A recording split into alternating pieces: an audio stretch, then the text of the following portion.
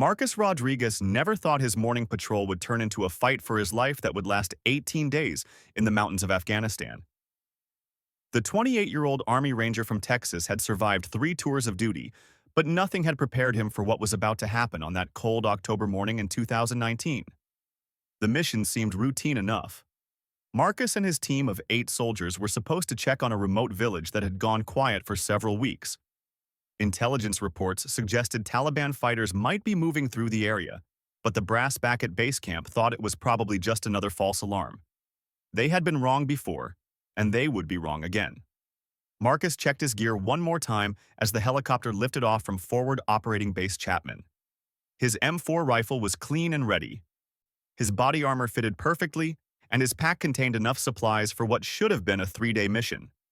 He carried the standard survival kit that every soldier learns to rely on: water purification tablets, emergency rations, first aid supplies, and a radio that would keep him connected to his unit. The flight to the drop zone took 40 minutes over rugged mountain terrain that looked like the surface of an alien planet. Jagged peaks stretched as far as the eye could see, covered with loose rock and patches of snow even in October. The valleys between the mountains were so deep and narrow that shadows covered them for most of the day.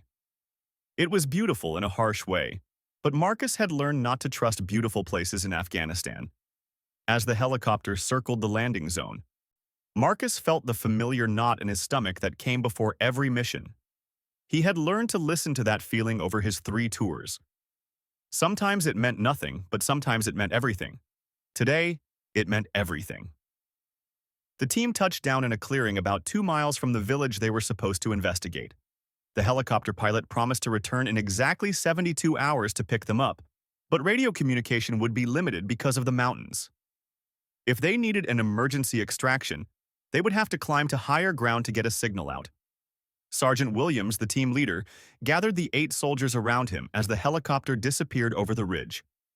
The plan was simple: move carefully toward the village, observe the situation, and report back. If they found enemy fighters, they would call for backup and wait for reinforcements. Nobody was supposed to be a hero on this mission. Marcus took point position as they began moving through the rocky terrain toward the village. He had always been good at reading the land and spotting potential threats, which made him valuable as the lead scout. The morning air was crisp and thin at the high altitude, and every sound seemed to echo off the canyon walls around them. They had been walking for about 2 hours when Marcus noticed something wrong with the landscape ahead. The rocks looked different somehow, more organized than nature would have arranged them. He raised his fist to signal the team to stop, then carefully moved forward to investigate. What he found made his blood run cold. Hidden behind a natural rock formation was a carefully constructed observation post with fresh footprints in the dirt around it. Someone had been watching this trail recently, probably watching for exactly the kind of patrol they were running. Marcus was turning to signal his discovery to the team when the world exploded around him. The IED had been buried in the trail about 50 meters behind him, positioned perfectly to catch the main group of soldiers as they followed in his footsteps. The blast was enormous, sending rocks and debris flying in all directions and creating a cloud of dust and smoke that blocked out the sun. When the dust settled, Marcus found himself alone on the wrong side of a massive crater that now blocked the trail. The explosion had triggered a small avalanche that sealed off the path behind him, and he could hear gunfire echoing from the direction where his team had been walking. He tried his radio immediately, but got nothing except static. The mountains were blocking his signal, and the explosion had probably damaged the relay equipment his team was carrying. For the first time in his military career, Marcus Rodriguez was completely cut off from backup, surrounded by enemy territory with no way to call for help. The smart thing to do would have been to find a hiding place and wait for rescue. Military survival training teaches soldiers to stay put when they become separated from their unit, conserve their resources, and make themselves visible to search and rescue aircraft. But Marcus could still hear gunfire in the distance, which meant his teammates were in a fight for their lives. Every rule in the survival manual told him to think about his own safety first. But Marcus had never been good at following rules when his friends were in trouble. Instead of finding a safe hiding spot, he began moving toward the sound of gunfire. The terrain was incredibly difficult, with loose rocks that threatened to send him tumbling into deep ravines with every step. He had to climb over boulders the size of cars and squeeze through gaps barely wide enough for his body and equipment. The gunfight lasted for about 30 minutes before everything went quiet. Marcus had managed to work his way around the avalanche and was approaching his team's last known position when the shooting stopped. The silence was somehow worse than the noise had been, because silence might mean his friends were dead. When he finally reached the site of the ambush, what he found confirmed his worst fears. The Taliban fighters had set up a perfect trap, with the IED designed to separate the team and gunmen positioned on high ground to pick off anyone who survived the initial blast. His 7 teammates had fought bravely, but they had been outnumbered and outgunned from the moment the shooting started. Marcus spent precious minutes checking each of his fallen comrades, hoping against hope that someone had survived.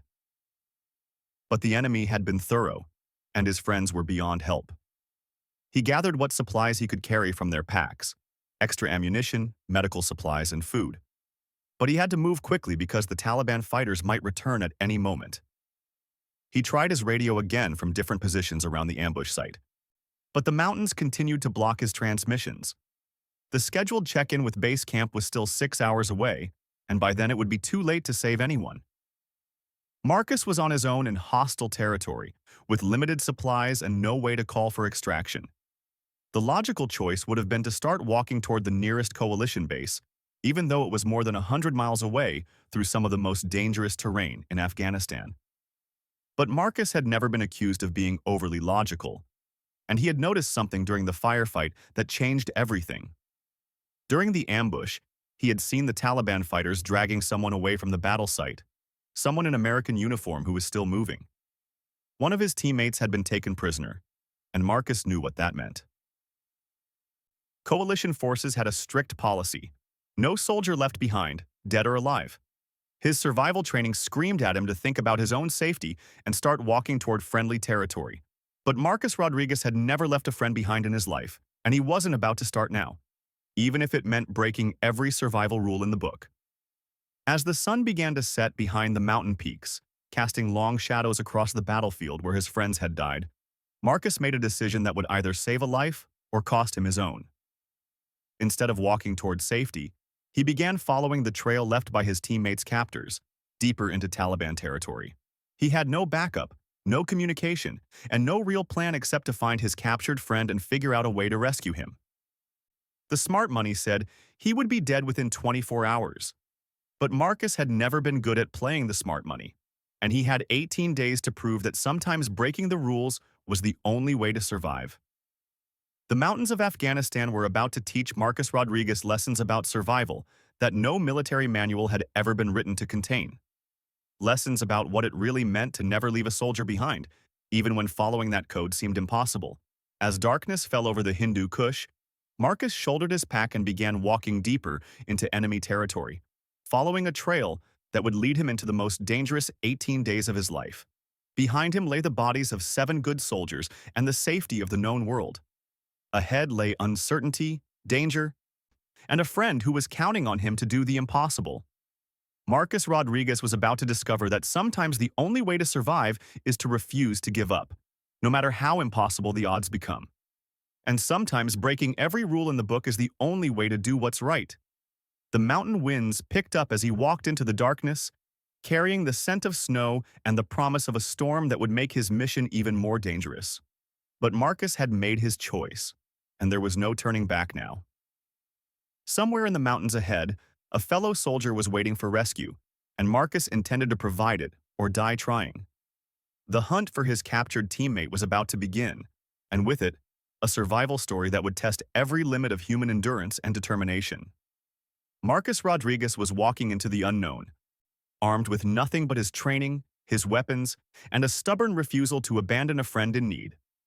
The mountains were waiting, and they would show no mercy to a lone soldier who dared to challenge them.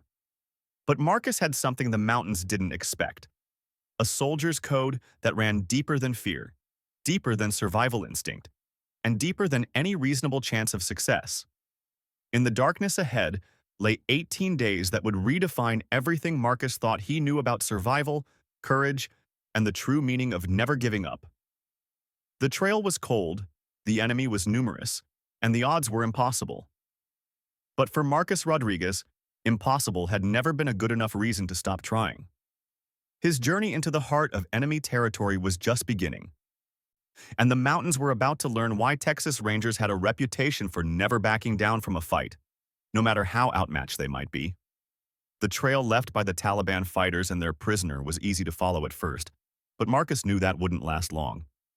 Enemy fighters in this part of Afghanistan were experts at covering their tracks, and they would start using anti-tracking techniques once they felt safe from immediate pursuit.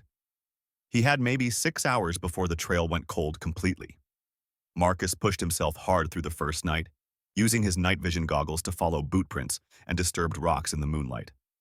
The terrain was getting worse with every mile, and he was moving deeper into territory that no coalition forces had ever successfully penetrated. His GPS unit showed him moving further away from any possible rescue with every step. By dawn, he had tracked his quarry to a narrow valley that cut deep into the heart of the mountain range. The trail disappeared into a stream that ran through the bottom of the valley, which meant the fighters had started using water to hide their movements. Marcus knew he was getting close to their destination, but he also knew he was walking into the most dangerous phase of his mission. The valley was a perfect place for an ambush, with high walls on both sides and limited routes of escape. Military doctrine said never enter such terrain without backup and air support. But Marcus had neither, and time was running out for his captured teammate. Every hour of delay meant more opportunity for the enemy to move their prisoner to a more secure location. Marcus found a hiding place in the rocks overlooking the valley and used his binoculars to scan for enemy positions. What he saw made his heart sink. The Taliban fighters had chosen their stronghold well. Built into the side of the mountain was a complex of caves and fortified positions that would be nearly impossible to assault, even with a full company of soldiers. He counted at least 20 fighters moving around the complex, all armed with AK-47 rifles and rocket-propelled grenades. There were machine gun positions covering the approaches to the caves, and sentries posted on high ground that commanded views of the entire valley. It was a fortress that had probably taken months to prepare. But Marcus also saw something that made the impossible odds worth facing. Through his binoculars, he spotted a familiar figure tied to a post in the central courtyard of the complex. Specialist Tommy Chen, the youngest member of their patrol team, was alive but clearly injured. The 20-year-old kid from California was Marcus's responsibility now, and Marcus had never walked away from a responsibility in his life. The smart play would have been to observe the complex for several days, noting patterns of guard duty and looking for weaknesses in their security. Military manuals recommended extensive reconnaissance before attempting any rescue operation. But Marcus could see that Tommy was badly hurt, and wounded prisoners rarely survived long in Taliban custody. Instead of conducting a careful reconnaissance, Marcus made another decision that violated every rule in the survival handbook. He would attempt a rescue within 24 hours before the enemy could move Tommy to an even more secure location. He had no backup, no heavy weapons, and no realistic chance of fighting his way out against 20 enemy fighters. But he had surprise on his side, and sometimes surprise was enough. Marcus spent the daylight hours studying the complex and planning his approach. The main entrance was too heavily guarded to consider, but he noticed that the back side of the cave complex faced a cliff that the Taliban apparently considered unclimbable. That would be his way in. The cliff was indeed nearly vertical and covered with loose rock that would make climbing extremely dangerous. One wrong move would send him tumbling 200 feet to his death on the rocks below. But Marcus had grown up rock climbing in Texas, and desperate situations called for desperate measures. As darkness fell, Marcus began his climb up the treacherous cliff face. He moved slowly and carefully, testing each handhold before trusting his weight to it. The rock was cold and brittle, breaking away in his hand several times and nearly sending him falling into the darkness below. But inch by inch, he worked his way up toward the back entrance of the cave complex. The climb took 3 hours and left his hands bloody and his muscles screaming with fatigue. But when he finally pulled himself over the edge of the cliff, he found himself behind the enemy's defensive perimeter with a clear view of their camp. The Taliban fighters had grown careless in their assumed security, and most of them were sleeping around small fires in the courtyard. Marcus had two advantages working in his favor.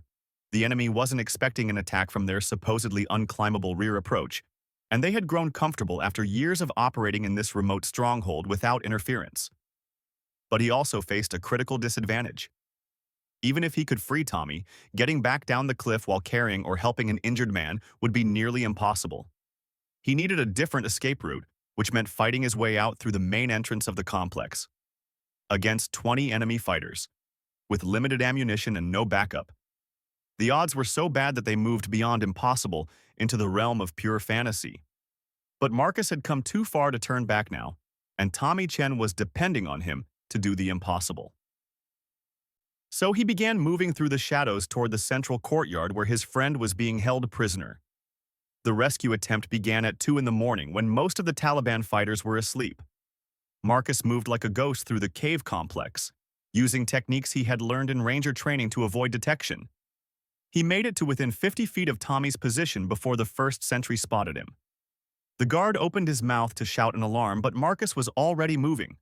The fighting knife that had been a gift from his father found its mark before the Taliban fighter could make a sound. But Marcus knew he had only seconds before other guards noticed their missing comrade. He sprinted across the open courtyard to where Tommy was tied up, expecting gunfire to erupt around him at any moment. But luck was with him. The other sentries were focused on watching the valley approaches and hadn't noticed the disturbance behind them. Tommy was conscious but barely able to stand. The Taliban fighters had beaten him severely, and his left leg was obviously broken. Getting him out of the complex would be like carrying dead weight through a firefight. But Marcus had known the mission was impossible from the beginning, and impossible situations required impossible solutions. He cut Tommy's bonds and helped the injured soldier to his feet, then began moving toward what he hoped would be their escape route. His plan was simple. Fight his way to the main entrance of the complex, use grenades to create confusion and chaos, then escape in the darkness while the enemy was still trying to figure out what had happened. It was a terrible plan with almost no chance of success, but it was the only plan Marcus had. They made it halfway across the courtyard before a Taliban fighter emerged from one of the caves and spotted them. The enemy soldiers shouted an alarm that echoed off the cave walls and brought the entire complex to life. Within seconds, muzzle flashes were lighting up the darkness as 20 AK-47 rifles opened fire at once. Marcus dragged Tommy behind a pile of supply crates just as bullets began chewing through the wooden boxes around them. Splinters and dust filled the air, and he could feel the heat of near misses as enemy rounds snapped past his head. They were pinned down in the middle of the courtyard with enemies on 3 sides and nowhere to run. This was the moment when military training said to surrender and hope for the best. Marcus was outnumbered 20 to 1, carrying a wounded man and trapped in the open with minimal cover. Any reasonable assessment of the situation would conclude that further resistance was futile. But Marcus Rodriguez had never been particularly reasonable, and Tommy Chen was depending on him to get them both out alive. So instead of surrendering, Marcus did something that surprised everyone in the complex, including himself. He went on the attack. Using the supply crates as cover, Marcus began moving toward the largest concentration of enemy fighters while laying down suppressive fire with his M4 rifle. His plan was to get close enough to use his grenades effectively, creating enough chaos and confusion to open an escape route. The Taliban fighters weren't expecting such an aggressive response from a trapped and outnumbered enemy, and their return fire became less accurate as Marcus closed the distance. He reached grenade range just as his rifle ran out of ammunition and lobbed 2 fragmentation grenades into the group of fighters near the main entrance. The explosions lit up the night sky and sent enemy soldiers scrambling for cover, but they also revealed Marcus's position to every remaining fighter in the complex. He found himself caught in a crossfire that should have killed him instantly, but somehow the combination of darkness, confusion, and enemy panic worked in his favor. Marcus fought his way back to Tommy's position and helped the injured soldier to his feet again. The explosions had opened a temporary gap in the enemy defensive line, but it wouldn't last long. They had perhaps 30 seconds to reach the main entrance before the Taliban fighters reorganized and cut off their escape route. Carrying Tommy and fighting at the same time, Marcus began moving toward the entrance under heavy fire. Bullets whined and sparked off the rocks around them, but somehow they avoided taking any direct hits. Marcus's return fire was accurate enough to keep the enemy's heads down during the critical seconds they needed to reach the mouth of the valley. They made it out of the cave complex, but their problems were far from over. The valley floor offered little cover, and Marcus could hear the Taliban fighters regrouping behind them for pursuit. He and Tommy were both exhausted. Tommy was severely injured, and they had limited ammunition left for the running firefight that was about to begin. But they were alive, they were free, and they were moving toward friendly territory. For Marcus Rodriguez, that was enough of a victory to keep fighting for. The impossible rescue had succeeded against all odds, but the impossible escape was just beginning. The next 16 days would test every limit of human endurance as Marcus carried his wounded friend through hostile territory, pursued by enemies who knew the terrain better than he did. But for the first time since the ambush, Marcus allowed himself to hope that they might actually make it home alive. Tommy Chen was conscious and talking, which meant Marcus had someone to share the impossible journey ahead. And sometimes, having a friend along made all the difference between giving up and pushing forward, even when the odds remained hopeless. The Taliban fighters were organizing their pursuit, but Marcus and Tommy had a head start and the advantage of desperation. In the darkness ahead lay the most challenging part of their survival story. But they would face it together, as soldiers should. The pursuit began at dawn, just as Marcus had expected. He could hear the Taliban fighters organizing their search from the valley behind them, their voices echoing off the canyon walls as they spread out to cover all possible escape routes. Marcus and Tommy had perhaps a 2-hour head start, but Tommy's broken leg made their progress painfully slow. Marcus knew they couldn't outrun their pursuers in a straight chase, so he made another decision that violated standard military doctrine. Instead of heading directly toward the nearest coalition base, he chose a route that would take them deeper into the mountains, toward terrain so difficult that even the local fighters would hesitate to follow. The choice meant adding days to their journey and accepting risks that could kill them even without enemy intervention. But it also meant confusing their pursuers and buying time to tend to Tommy's injuries. Marcus had learned to trust his instincts over the years, and his instincts said their best chance lay in the high country where few men dared to travel. They climbed steadily for 3 days, moving through terrain that seemed designed to break human spirits. Rocky slopes that crumbled under their feet, narrow ledges with 1,000-foot drops, and weather that changed from scorching heat to freezing cold depending on which side of a mountain they were traversing. Tommy's leg made every step agony, but the kid never complained. On the 4th day, their luck changed for the worse. A sudden mountain storm trapped them on an exposed ridge with no shelter except what they could improvise from their equipment. The temperature dropped 30 degrees in 2 hours, and hail the size of golf balls hammered them until they were both bloody and hypothermic. Marcus managed to build a crude shelter using a poncho and some deadfall timber, but it offered minimal protection from the storm. They huddled together for warmth while wind that felt like ice water tried to strip the heat from their bodies. This was the kind of weather that killed experienced mountaineers with proper equipment, and they were injured soldiers with military gear never designed for extended mountaineering. The storm lasted 18 hours and left them both on the edge of severe hypothermia. When the sun finally came out, Marcus could barely feel his hands and feet, and Tommy was semi-conscious from cold and pain. They had survived the storm, but just barely, and Marcus knew they couldn't survive another one without better shelter. That was when Marcus made his most controversial decision of the entire ordeal.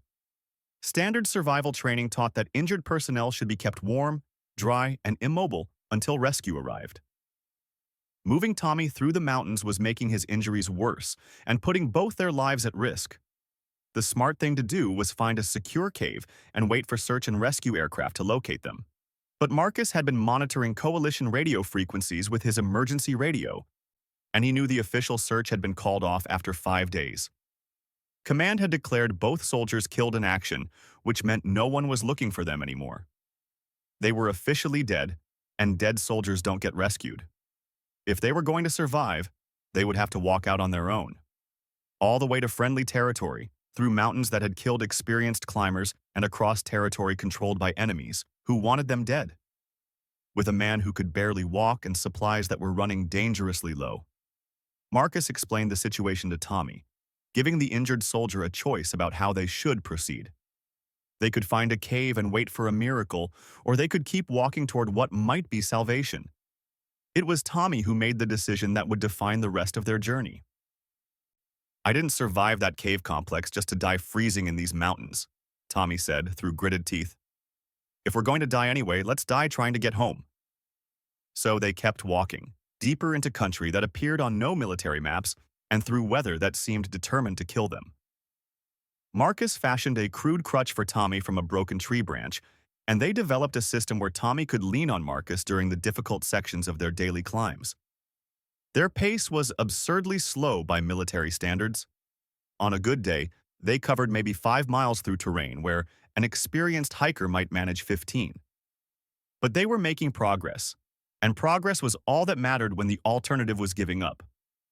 Food became their most critical problem by the second week.